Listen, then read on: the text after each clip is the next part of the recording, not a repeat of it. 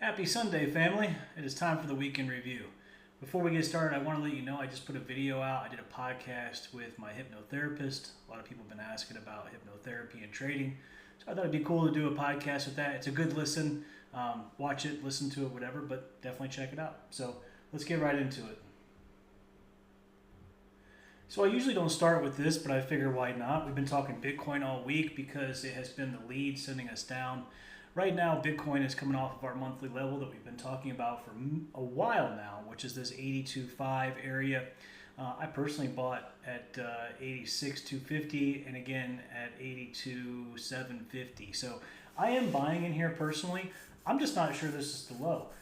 This is a fantastic place for this to turn around. Now, it's going to take some time. This is the monthly leg. So if this turns around, it will take a while, but it is looking pretty heavy. We'd have to offset this momentum so it could sit down in here for a little bit and ultimately come back down into 71,000. But for right now, just to show you, we are getting a fantastic reaction here off of our 82,500 monthly leg, which is to be expected. This is a massive leg up, a lot of support here. I'm expecting the indices to open either gap up or open firmly where we're at with the ES, our current location. So this thing is moving up right now. It doesn't look, I don't know how, it's a little too early to tell, but it does look good. But what they could do is just come right up here to the 94, 96 area and smack again. So we'll see. Bitcoin needs to get above 88,765 to move higher. And I'll stop there with Bitcoin because I'll make a video on it later. But this is something that I'm obviously tracking. This is what I certainly look at on Sunday to see how the futures are going to open. So right now it looks like we're going to be opening pretty stable. Okay. As usual, I like to start with the weekly TPO to see where we're at in value. This this thing is, and actually I put these 2 weeks together just to show you. I'll undo the merges in this chart so you can see what's up. But right now we have had this massive area of accumulation for a long time where we've balanced and continue to push up, and we're starting to move outside of this range and this value. Now we have a pretty, I say, fairly balanced profile for last week. But we still have some inefficiencies up higher, as you can see. Essentially, this whole area kind of still needs to be filled in. I don't know if they'll take care of it this week or not, but it certainly is a place that I can see potentially coming up into. And just looking at this, eyeballing this particular area right here, I mean, we could come all the way up into the 40s or even the 60 spot. But this is a very low volume area that could potentially get some love. And there's a reason I'm pointing that out, which we'll get to when we get into the candlestick charts. Okay. Now the question is how high are we going to go? I don't know. Is this the low? Maybe. I don't know. When I look at one thing though has my attention, and that's VIX. Okay. So VIX right now has a spot that I was telling people in the room that we really need to watch, which is 2078. That is the daily, weekly leg up. And this daily is continuing to make progress to the upside. We had a nice, strong close. Technically, we need to get above here to close above the highs, but we smacked this pretty good. We've tested this. So if they want to, and I'll just show you, if they want to come down and hold this 2078, this would be ideal. This would be a great leg. This is actually a gorgeous trade now that I look at it. This is a textbook setup for me with some shoulder support. I would say that we will probably continue to move up in ES until price reaches 2078 on VIX. And then I'm going to start looking for, confluence here for high time frame resistance for, a potential down move. I think this is all going to come down to this VIX spot right here. And I can show you some spots, and I'm going to show you some spots on the candlestick chart for ES. But this is the kicker for me right here, guys. This is going to make all the difference in the world, and we should really pay attention to it, okay? Because if this comes down and plays this can make new highs. I mean, it's just that simple. Now, if that doesn't work, they can come all the way down. We've already tested this weekly. That was this move up here.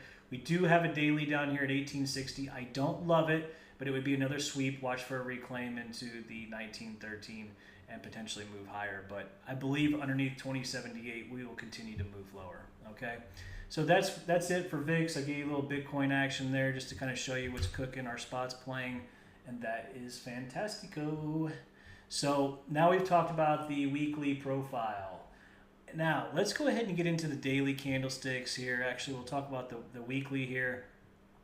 So the weekly is still moving down. We're looking pretty weak, but we've swept and we're still holding the leg, which is good. Solid hold. They had a chance to lose it and they didn't. They're still holding the 100-day moving average. Could that be the save? Could be. Could be a new leg in the making for the upside. We really don't have any untested weekly levels above us, only daily levels, guys. Okay, so these are all going to be just pivot points for us, with this 67.8850 being the main above or below pivot. Okay. Coming into the daily time frame, I went ahead and removed some of these levels to the left, which may or may not have been a good idea. They kind of remanifested themselves within a couple points over here. So just for the sake of trying to keep the charts clean and understand what's cracking, I thought that would be the best option here. So if this looks slightly different, you'll understand why from last week, but it's okay. So right now we came down and we pretty much got into this 33 area on Friday. They damn near got into the 16, which I was waiting for, but of course they had to do it in the middle of the night. I'm still going to call this untested. I'm still going to think that very much this can play if we push down. But the big key here, guys, is staying above 66.05. We ended up sweeping this low, playing this area, popping back up, and now we've had a firm, solid close above this. We actually tested 66.05 on Friday, and they popped back up. And I will show you on the 4-hour candle when we get there. However, this area is still untested on the weekly, and there's a 4-hour here, and which we'll get into shortly. So this is going to be the big pivot for us, 66.05, and ultimately it is 65.95. There's a 10-point zone in here that's really important, which I will show you as well. We'll get into that. That 65.95 played multiple times on Friday, paid some good money, and then as soon as we got back above it, she broke out. So pretty sweet. But I do think we can come higher. And where do I think we can go? Well, I think we're going to probably come into some of these dailies up here. It's either 67.23 or 67.38. I do have a pretty sweet spot up there that I like. There is one midpoint pivot that I'll show you guys around 92 to 97, but I think that's just going to be a significant above-below spot, but we'll look at it on the 4-hour here shortly. So this area up here is not how I would normally mark a daily leg, but it is a 4-hour time frame, and I'm not going to ignore it, and above that is the 68.05. Something inside me tells me they're not done coming down, but as long as they hold 66.05, we have to default to the upside, okay? And again, that doesn't mean that they can't do this, right? It's certainly possible, but for now, I'm defaulting to the upside as long as we stay above 66.05, okay? So let's go ahead and get into the 4-hour chart, bring it over, get this thing cracking. So right now I have just the 4-hour time frame showing. You can see on Friday, this is pretty slick. This is that 4-hour I kept telling you guys, man, I want to play this 65.52. Well, they came down and they basically played it, on Thursday in Globex. This was like close to the low of the day, and then they popped back, like wicked it during Globex and whatever. But what was really interesting to me was this, look at this level, 66.52. They didn't close one time below it after, the market opened back up, which was a huge sign of strength for me. I was basically giving the cue to everybody on Friday that this thing was probably going to go back up. And there was a couple reasons for that. I actually tweeted about it. You can check it out. But ultimately what they did was they held the prior monthly low. Okay? So they held the monthly low.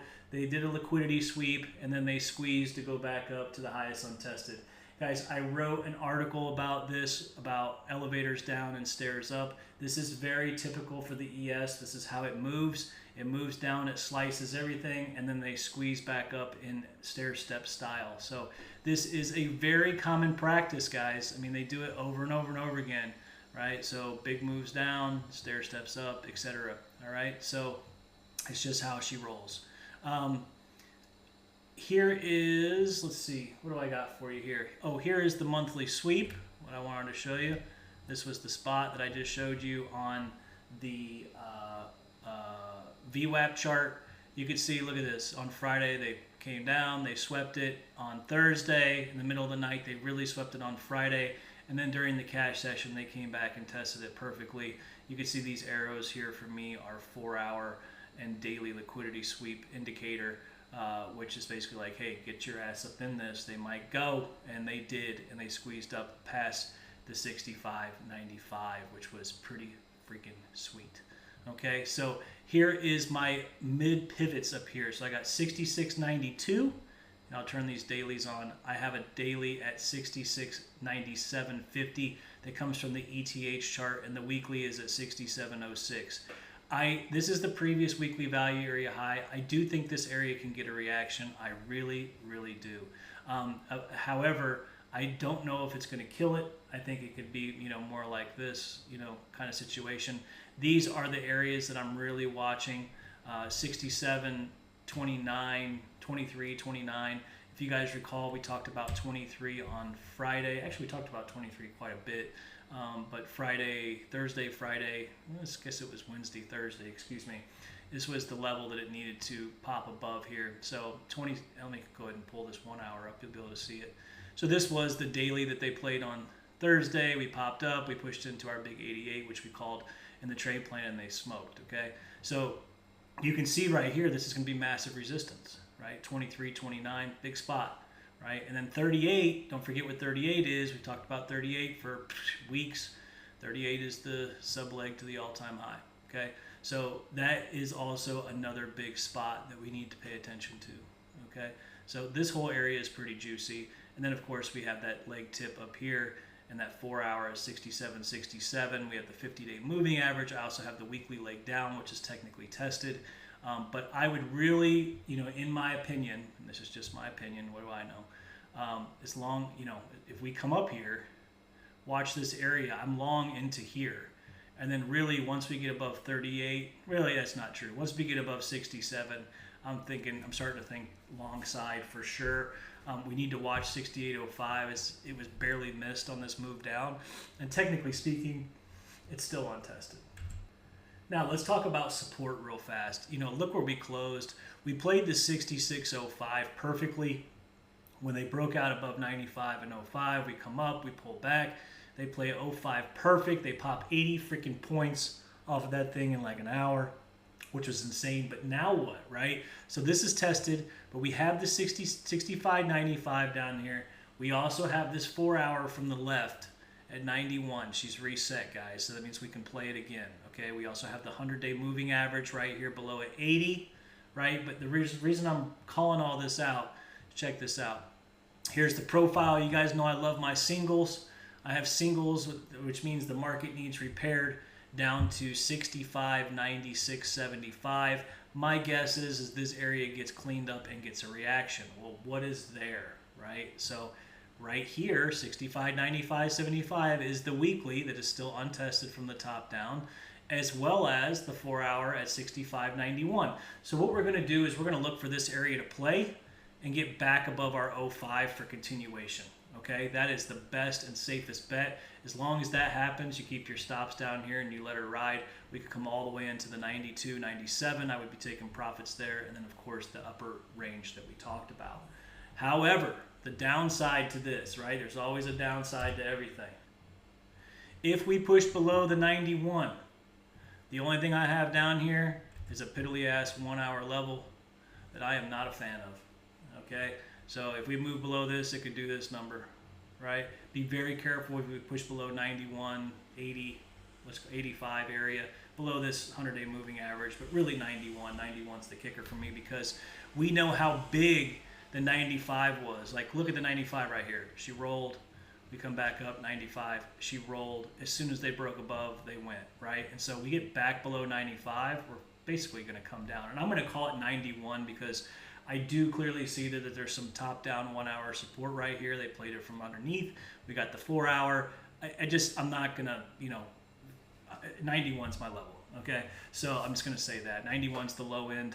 And we also have the previous weekly value area low at 85, which means as long as we stay above that, we continue to stay in last week's value. And then we could technically go all the way up to the previous weekly value area high. So think about that. Value area to low to value area to high. That makes perfect sense. I mean, that's how we trade our profiles, right? So this is value area low, and then we would basically traverse, if we were here and we can hold value, we traverse back up to the point of control at 53, and then the value area high somewhere around 90, okay? So that to me is like a no-brainer. That's how it works. That's how value works. If you can accept value, you move up to the higher end of the range, etc. So that's it, guys. That's all I got. And the thing is we need to just watch for SPX. We need to watch for VIX. When we get up into this area, up in here, we need to start watching what VIX is doing. Okay? If VIX plays this, if it comes here and we're here, listen, I might be sniffing for a short because, right now this thing is not looking great. I mean, we lost on the daily time frame. Okay, we still have not gained on the daily. They continue to lose on the daily. We actually haven't lost on the weekly time frame yet, which is good, but the daily has lost. We're starting to pop back up. It would not surprise me to come back up here and test some of the higher untesteds and come down. I mean, they essentially did the same thing with this massive squeeze here. We squeezed all the way up from NVIDIA, opened up here, back tested, and died, right? So this is not something new. This is what they do. They come down. Now what do? Now we squeeze up and test something and we come down. So this is a cycle. This is a pattern. We do the same thing all the time. It's just understanding how it works and understanding where we're going to get the reaction. And I'm really, I showed you the spots I think it can happen. And then really I'm going to be monitoring this VIX quite heavily. So that's what I got for ES, guys. I hope you enjoyed that. Keep it short, sweet, simple. Use our correlations to our benefit. Check out that post I did, the podcast I did with Nathan. It's awesome. And and also check out the post I did on elevator down, stairs up. It will explain exactly how this works. In fact, I'll link it in this article here as well as the podcast I did with Nathan. So you guys have a great rest of your Sunday, and I will see you soon. Cheers.